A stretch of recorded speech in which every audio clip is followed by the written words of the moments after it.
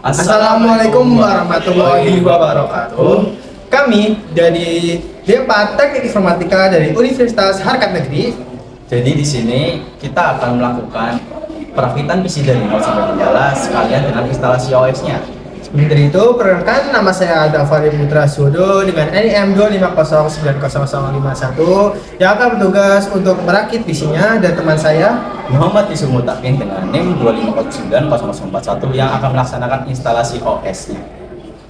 Tanpa berlama-lama, kita langsung saja mulai ke perakitannya dulu. Cheers.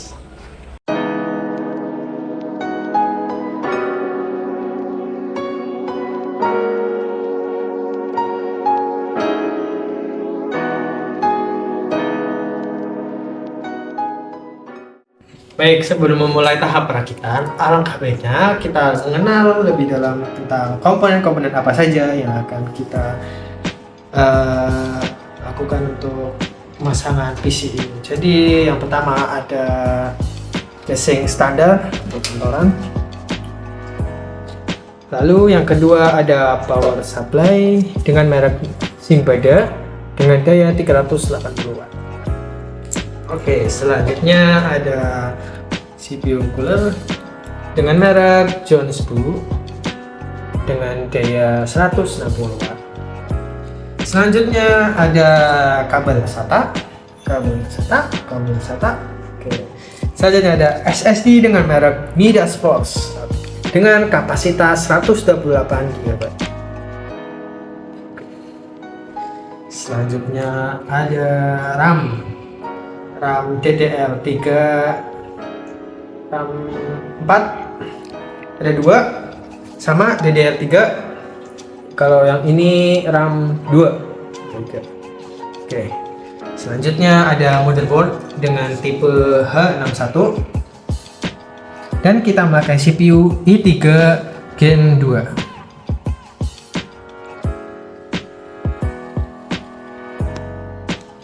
Oke, selanjutnya kita akan memakai itu saja pasta. Oke, seperti itu saja pengenalan untuk komponen-komponennya. Kita akan langsung saja ke bagian perakitan PC. Baik, untuk langkah awal kita merakit sebuah PC, alangkah baiknya kita akan merakit CPU-nya dulu. Jadi tugas CPU itu sendiri itu sebagai otak di komputer atau PC-nya. Jadi pertama-tama ini Intel i3 Gen 2 ya. Selanjutnya kita akan buka bagian ini. Bentar. Terus ini kita tekan, lalu tarik. Nah, jadi ini bisa buka. Langsung saja kita pasang CPU-nya. Hati-hati.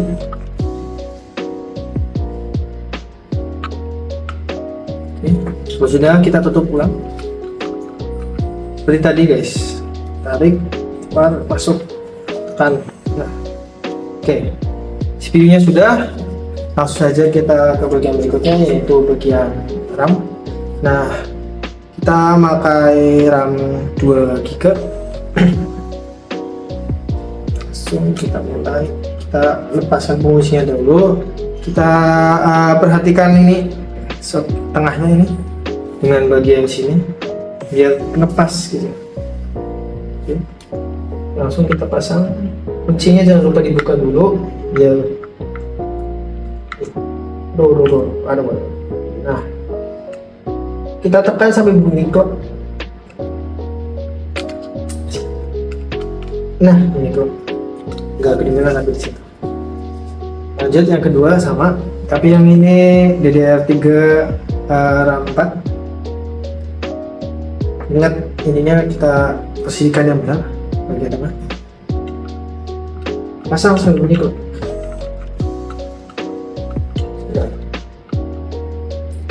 Bunyi klek. Nah, tuh. Nah, dua. Kita kunci. Cok.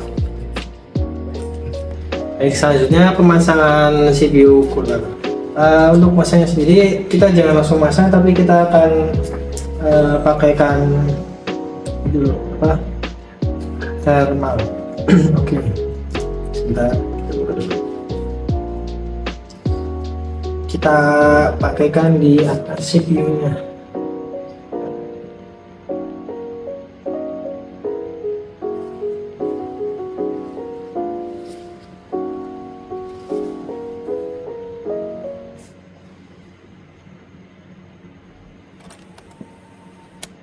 Lalu kita ratakan biar semua bagian CPU-nya itu terkena thermalnya.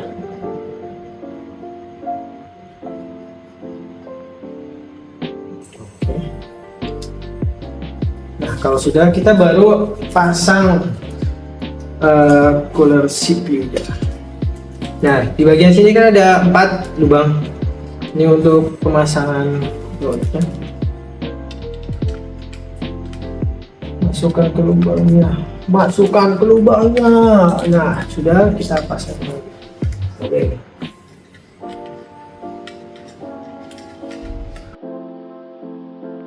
Fungsi dari fan cooler sendiri untuk mendinginkan CPU ketika terjadinya over panas, ya, panas, betul. Jadi untuk pendingin intinya.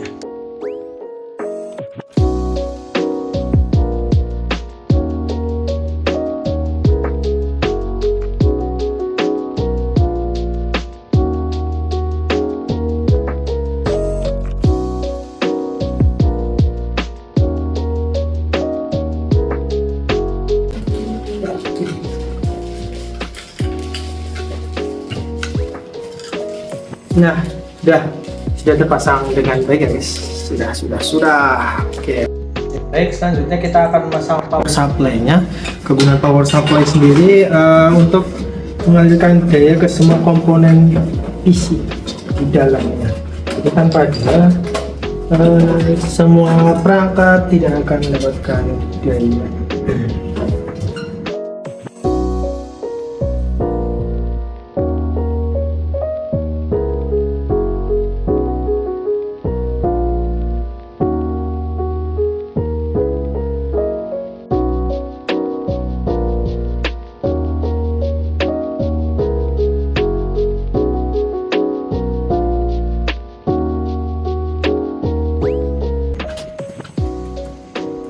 Baik, selanjutnya kita akan pemasangan kabel soket, di mana yang pertama ada power kita taruh di sini. Oke. Selanjutnya di sini pojok. Setiap kabel soket memiliki fungsinya sendiri-sendiri sesuai dengan nama kabelnya seperti tadi.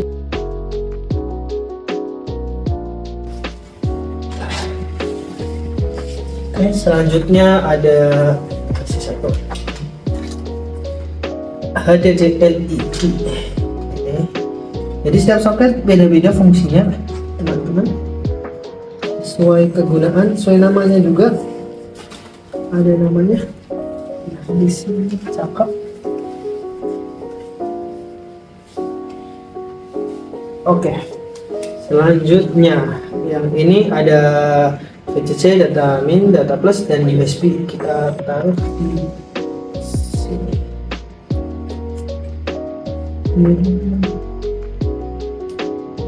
Agak susah nih.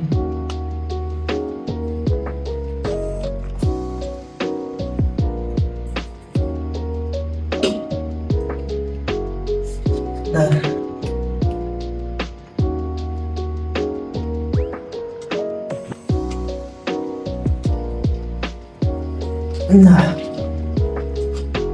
cocok. Selanjutnya ada soketnya cooler, karena kita tadi lupa.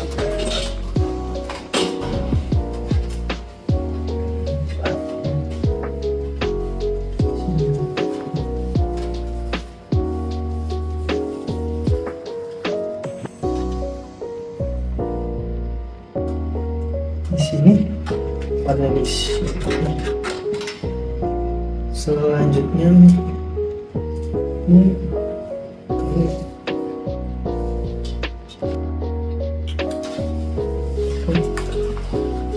Selanjutnya bagian kita akan menyambungkan power supply-nya ke motherboard-nya.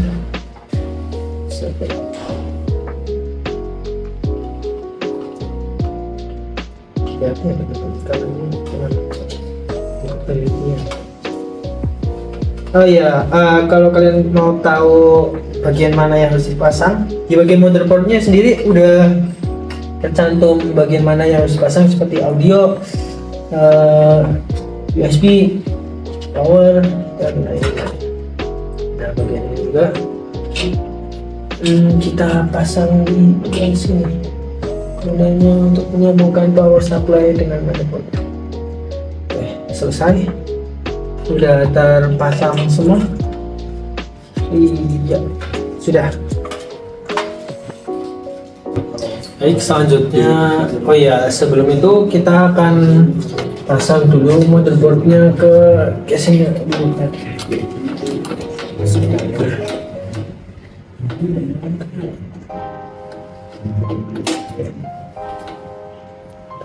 Agak susah. Oke, lagi tempat-tempatnya biar terpasang sempurna. Oh ya, jangan lupa biar ininya kabut colokannya ininya kayak bahasa Unggul colokan di depannya sesuaikan dengan lubangnya. Jangan sampai terbalik.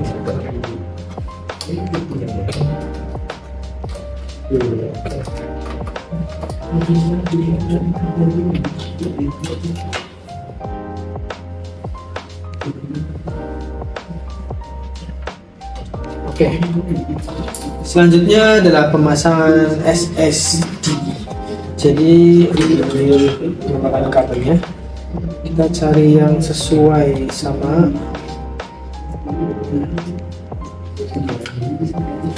Pasang. Oke, sudah. Selanjutnya kita pakai kabel SATA.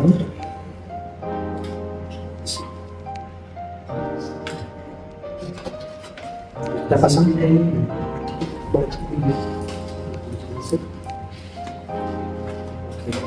Selanjutnya kita pasang SSD dengan kabel satunya di motherboard di bagian biru, terserah mau pakai yang mana aja, bebas.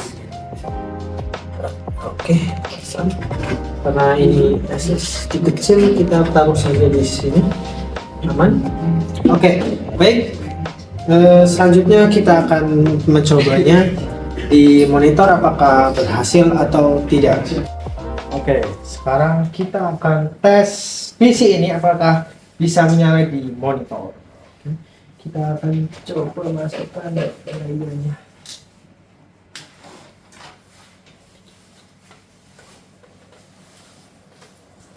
Oh iya, aku lupa. Ininya, HDMI-nya, aku lupa. HDMI. Masukkan. Apakah berhasil?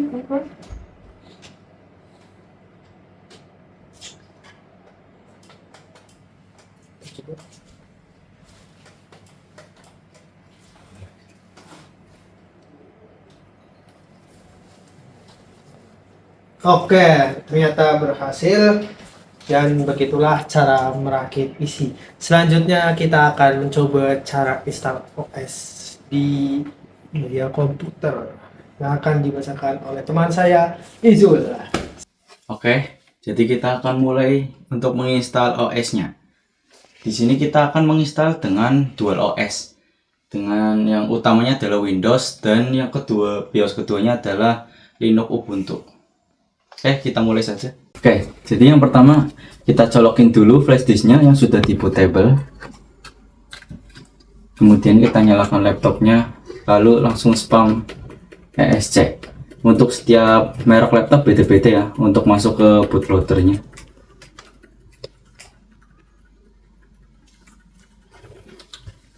Di sini kita pakai laptop merek HP, jadi kita pakai ESC.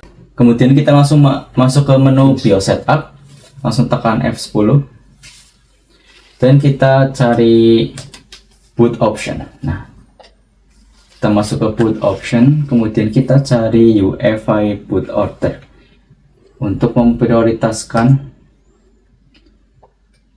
OS Linux kita. kita tekan ini sesuai merek USB-nya yaitu Lexar. Kita tekan kemudian kita ke atas ya. Nah, jadi USB Lexarnya sudah diprioritaskan. Kemudian kita langsung keluar saja. Save change, yes.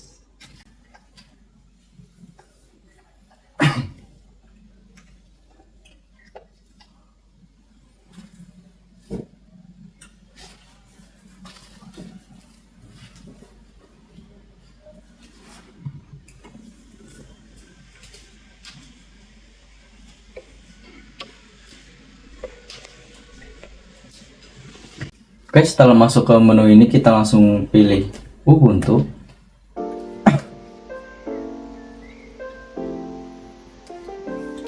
Karena kita menginstalnya adalah Linux Ubuntu Desktop.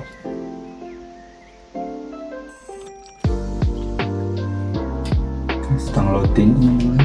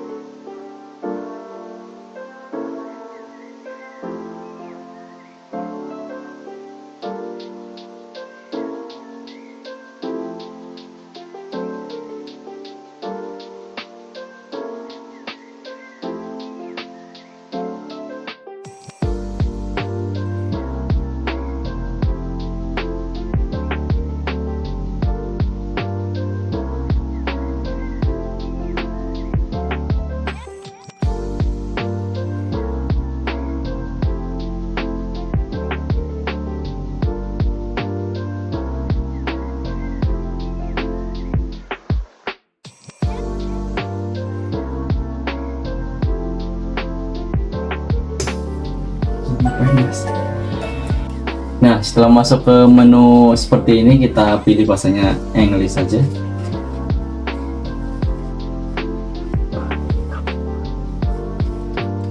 Kemudian kita next saja. Dan untuk keyboard layoutnya English US.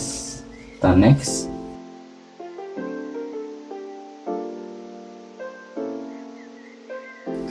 Jika sudah ada WiFi, kita bisa connect dulu ke WiFi-nya, atau jika belum tersedia, kita bisa skip saja.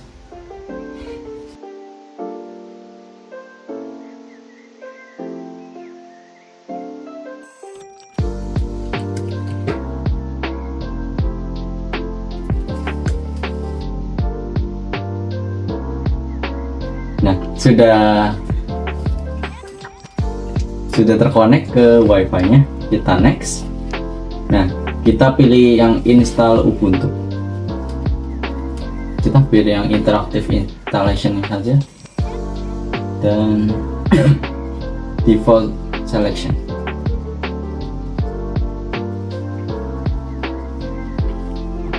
Dan ini kita pilih yang install third party software for graphic and Wi-Fi hardware.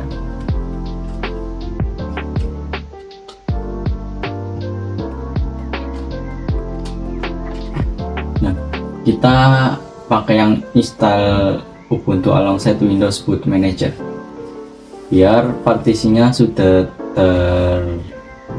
terbagi secara otomatis. Ya, kita pakai no encryption saja.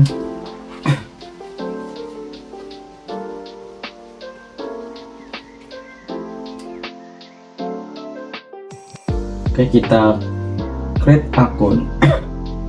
Kita kasih nama Galva, passwordnya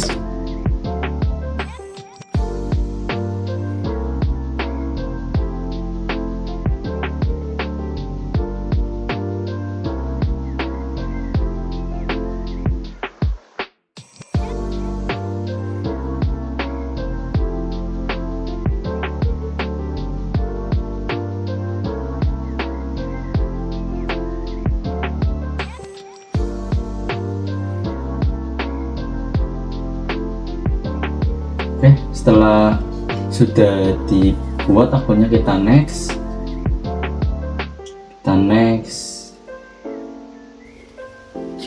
dan kita install, dan kita tunggu sampai proses instalasinya selesai.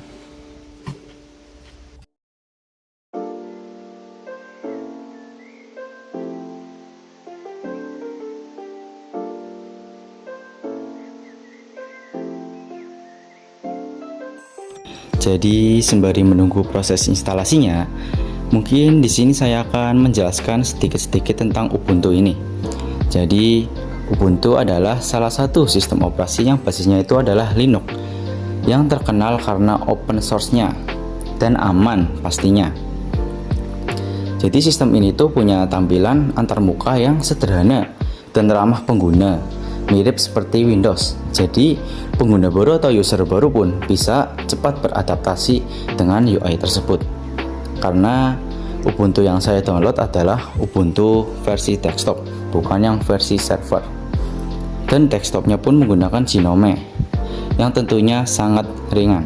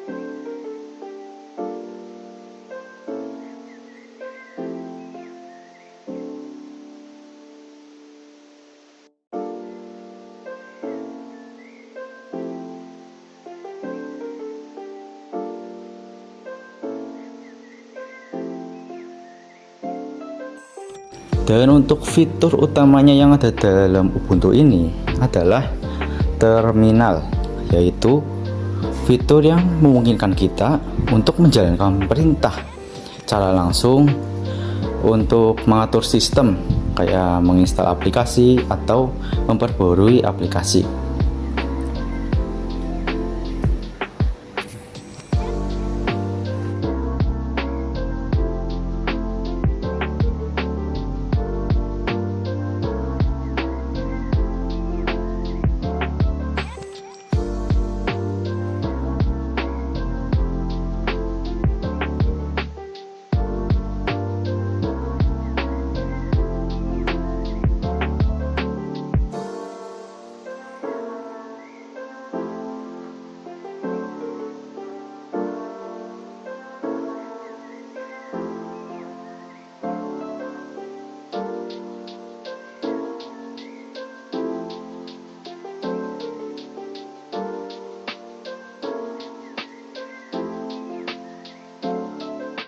Kalau dari sisi keamanannya jelas Ubuntu itu sangat kuat karena sistem isinya itu ketat.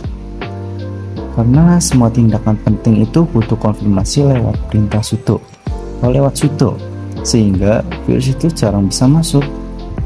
Selain itu juga terdapat firewall bawaan untuk melindungi jaringan kita.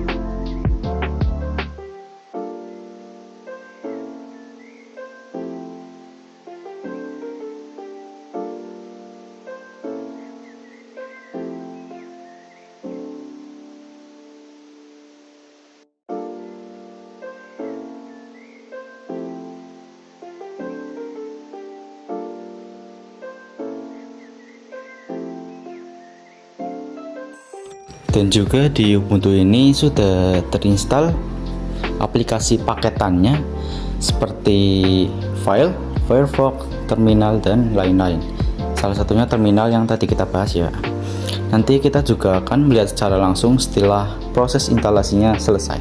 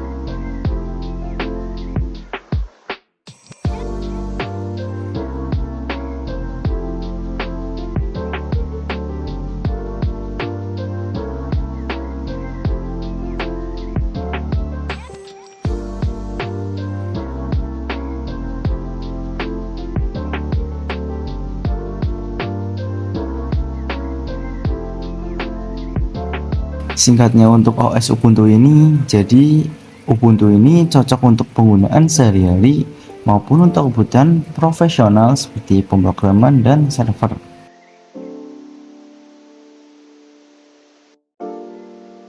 Oke, sudah selesai proses instalasi Ubuntu-nya. Kita lanjut testing.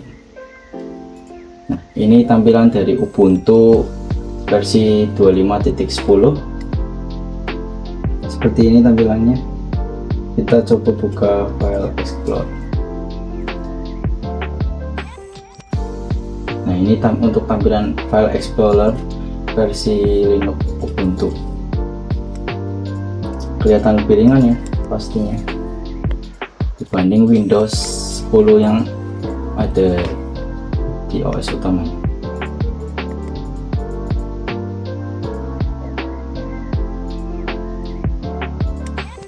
Oke, dari sini kita akan menggunakan record layar saja karena di sini saya akan mendemonstrasikan tentang terminalnya.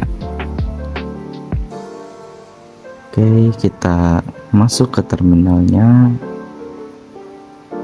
Terminal. Oke. Di sini saya akan melihat file apa aja yang ada di sini menggunakan ls-l. Enter.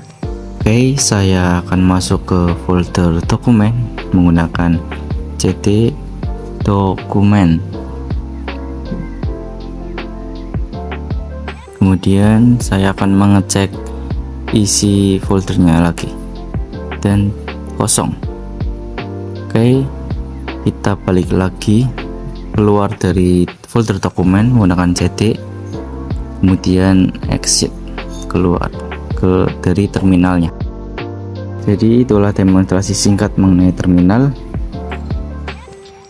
Jadi terminal ini yang nantinya akan kita sering pakai untuk menginstal atau mengupdate aplikasi dan lain sebagainya.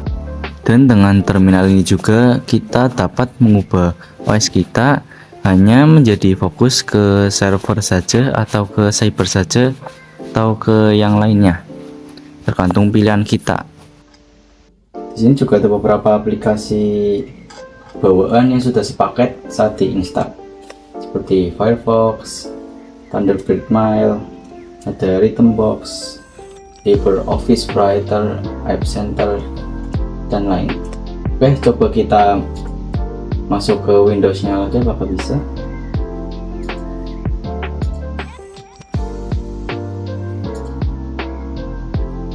Restart.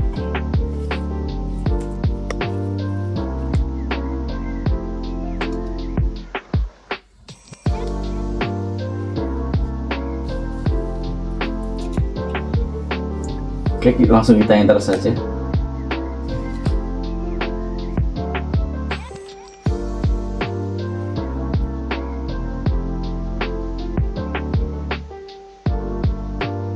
Kita bisa memilih bootnya mau booting ke Windows atau ke Linux Ubuntu. Kita masuk ke Windows-nya lagi.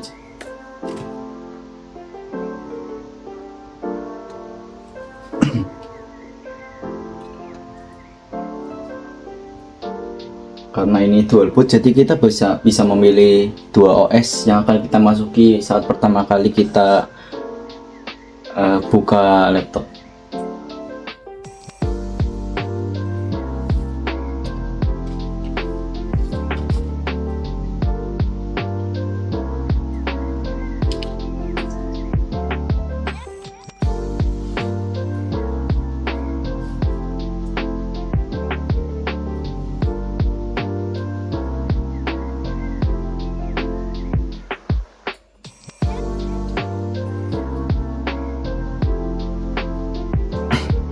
Nah, kita sudah bisa masuk ke Windows-nya lagi.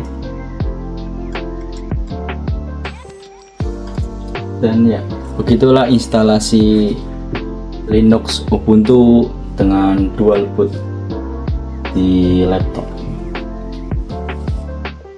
Oke, dan begitulah cara instalasi OS Linux pada laptop dengan cara dual boot. Sudah selesai instalasinya dan terima kasih.